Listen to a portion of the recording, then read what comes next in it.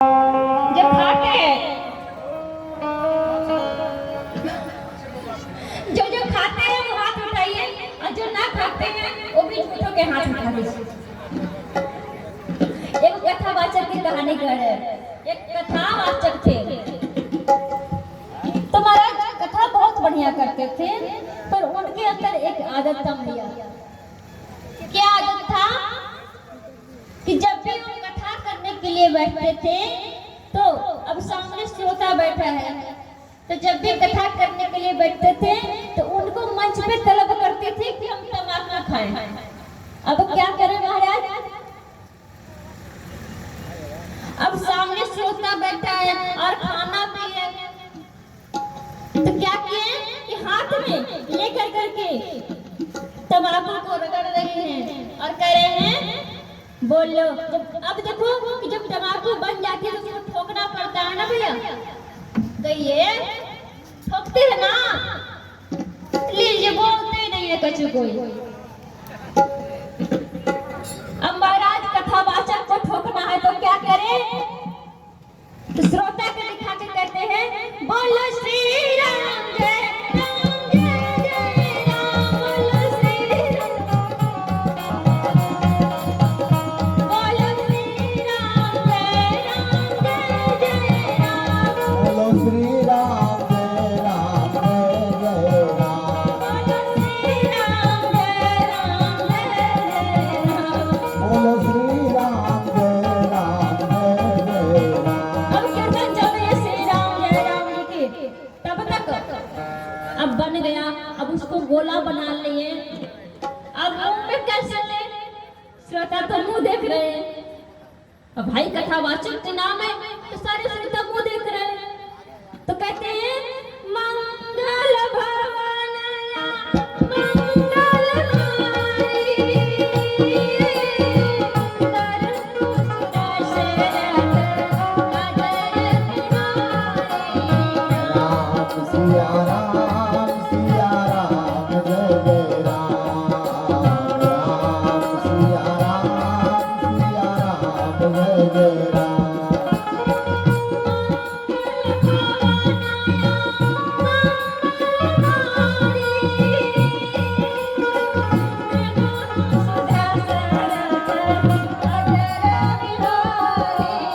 राम सिया राम जय जय राम, राम सिया राम अब मुंह में तो ले लिए, अब थूक मुंह में भर लिए।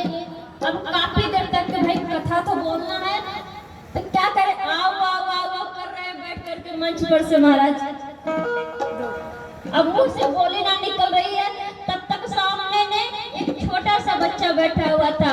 बोले जब कथा विराम लिए तो नीचे मंच से उतरे तो बोले कि महाराज एक बात बोलूं। बोले हाँ बोलो। छोटा सा बालक बैठे हुए थे, मतलब समझिए 5-6 साल का, 7 साल का, हाँ ये मैया की तरह। तो कहे महाराज आप कथा तो बहुत अच्छा करते हो, लेकिन आपके मुंह से बहुत धूप आती है, महाराज सब झूठा कर देते हो। ये ठाकुर जी बैठे हैं, इधर रामचरितमानस जी, सब झूठा करके तुम रख देते हो। बोले इसे तुम धूप कहते हो, ये कोई धूप है? तुम्हें पता है गंगा जी की धारा प्रवाहित होती है। बोले अच्छा महाराज गंगा जी की धारा बहती है, मुझे पता तो कुछ नहीं था। तुरंत दौड़ करके आए, गया घर पे और उसके दादाजी की अस्थियां रखी हुई थी महाराज। तो क्या किया, अपने माँ से बोला कि भैया जो दादाजी डेथ किए थे ना, उनकी अस्थियां जो राख बन चुकी थी, तो क्या किया कि उठा करके लेके आया और दूसरे दिन की कथा में ठीक महाराज के सामने बैठ गया। और जैसे ही दूसरे दिन शुरू किए मंगल भवनया मंगलहारी तरतु दशरथ राम सिया राम जय जय राम। जब सामने बैठा बच्चा बेचारा क्या किया कि जैसे ही शुरू किया महाराज जी ने, तब तक वो क्या किया कि एक चला गया। चूर्ण बन चुकी थी पिताजी, हड्डी के टुकड़ा चूर्ण बन चुकी थी, बिल्कुल काफी दिन से रखी थी। तो बोले क्या है महाराज, उतर करके पूछे हमारे मुंह में क्या गया। तब कहते हैं कि प्रभु आपने ही बोले थे ना कि मेरे गांव में गंगा जी की धारा बह रही है, तो मैं मैया से जाकर के बोला कि दादाजी की जो हड्डियां थी वो दे दो, गंगा जी में डाल दो। बोले आप पवित्र कर दिया, खिलाना शुरू कर दिया महाराज जी। बोलो रामचंद्र भगवान की। ऐसे होते हैं कोई कथावाचक। अब महाराज पूछते हैं सकल कथा मुनि कहानी विषय की। जब कथा पूछे हैं तो गोस्वामी जी यहाँ पर लिखे हैं सकल कथा मुनि कहानी विषय की। आगे जैसे ही बढ़े तो एक आश्रम दिखाई पड़े, ना वहाँ पेड़ थे ना तो उसमें पत्ते थे, सारे पत्ते सूखे हुए थे महाराज, और ना कोई नर ना नारी वहाँ पर थे, कोई नहीं थे।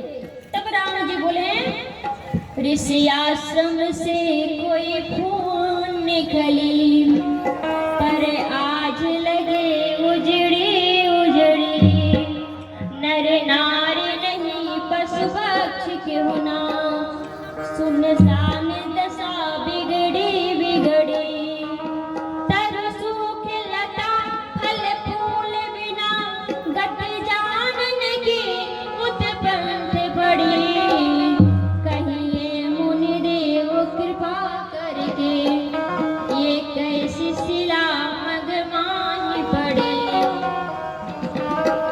जब महाराज पूछे हैं, जैसे ही राम जी पूछे तो गुरु जी बताते हैं गौतम नारी सराप बस, उपल देह धर धीरे, चरण कमल रज चाहते, कृपा करो रघुवीर। यहाँ पर महाराज बोले कि प्रभु आप इनके ऊपर कृपा कर दीजिए, ये गौतम ऋषि की पत्नी है अहिल्या जी। यहाँ पर देखिए गोस्वामी जी बताया नहीं है, खाली बोले हैं सकल कथा मुनि कहानी विषय की। हमारे गुरुजनों कहते हैं कि जिस बात को बोलने से यदि चरित्र पर दाग लगे उस बात को दोहराना नहीं चाहिए, वहीं पर छिपा लेना चाहिए। आप लोग सबको पता है कि क्यों शराब मिले क्या मिले, लेकिन इस बात को दोहराया ना जाए, इसलिए कहें सकल कथा मुनि कहानी विषय की। भगवान ने अहिल्या को उद्धार किए हैं, और जैसे ही पांव रखे हैं अहिल्या के ऊपर, अहिल्या माता एक सुंदर सी नारी प्रकट हो गई। और तब भगवान पूछे कि मैया आपको गौतम ऋषि ने श्राप दिए थे, आपके पति जी दिए थे ना। बोले नहीं प्रभु, मुझे श्राप जो दीना अति बल कीना, मुझे जो मेरे स्वामी श्राप दिए हैं और मेरे लिए पुण्य किए हैं, यदि श्राप नहीं देते तो आज प्रभु का दर्शन नहीं होता। तो कभी कभी ना श्राप भी सफल हो जाता है।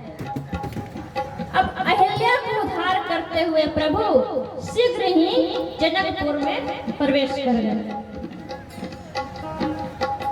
जैसे ही जनकपुर में प्रवेश किए हैं, एक आम के बगीचे के नीचे प्रभु विश्राम करते हैं। प्रभु गुरु जी के साथ भैया के साथ एक आम के बगीचे में रुके हैं, और इस बात को जब विश्वामित्र जी को पता, इनको जनक जी को पता चला कि आम के बगीचे में विश्वामित्र जी आए हैं, उनके साथ 2 राजकुमार कौन आए हैं।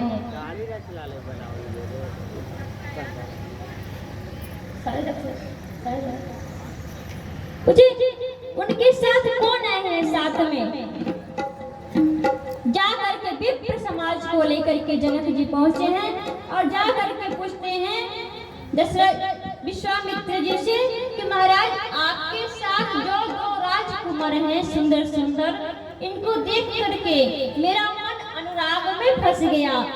आप मुझे कृपया करके बताइए कि ये दोनों राजकुमार कौन हैं?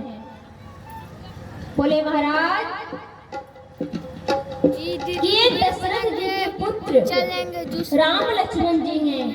यज्ञ की रक्षा के लिए मैंने लेकर के आया है और हमको भी पिएगा। ताड़का को वध किए हैं, इसलिए मैं लेकर के अहिल्या उतारे हैं। तो ये दोनों राजकुमार हैं। और उसी समय महाराज ने जनक जी के मन में भावना हुई कि यही सीता की दुल्हा बनेंगे। कहाँ हूँ नाथ यह सुंदर दो बाल, कहाँ हूँ नाथ सुंदर दो बाल, मुनि कुल तिलक मणिकुल तिलक बकुल पाल के, मणिकुल तिलक बकुल पाल। इसलिए महाराज बोले पूरी बात जांच। विश्वामित्र जी महाराज जनक जी को सब बात बताएं। ये राम लक्ष्मण है। अब यहाँ से महाराज ने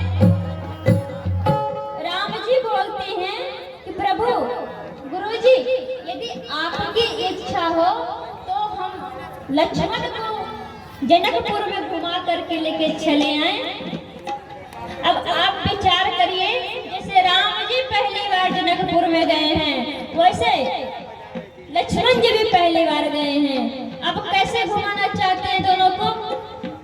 तो उनको मन में भावना आया कि मैं अपने स्वरूप को सबको दर्शन करा के चला आऊं।